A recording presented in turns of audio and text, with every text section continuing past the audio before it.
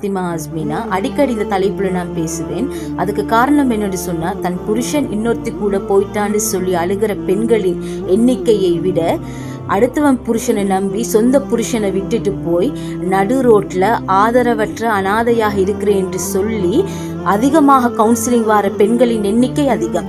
இதுல நல்லவங்க வேஷம் வேற. அவன் பொண்டாட்டி சரியில்லை, அதனாலதான் ஏன் பின்னாடி வாரான், என் மேல எந்த தப்பும் இல்லை, நான் ஜஸ்ட் ஒரு ஃப்ரெண்டா தான் பழகுறேன். இப்படி எத்தனை பேர் கிளம்பிட்டீங்க?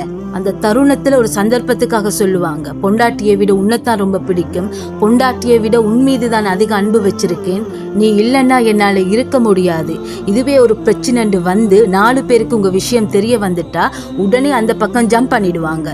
நல்லா புரிஞ்சுக்கோங்க, ஒரு பிரச்சனை வந்துட்டா சட்டங்களும் கொள்கைகளும் பொண்டாட்டிக்குத்தான், வப்பாட்டிக்கல்ல. அதனால உங்களுடைய மான மரியாதை ரொம்ப முக்கியம். இப்பவே யோசிச்சு ஒதுங்குறது உங்களுக்கு நல்லது.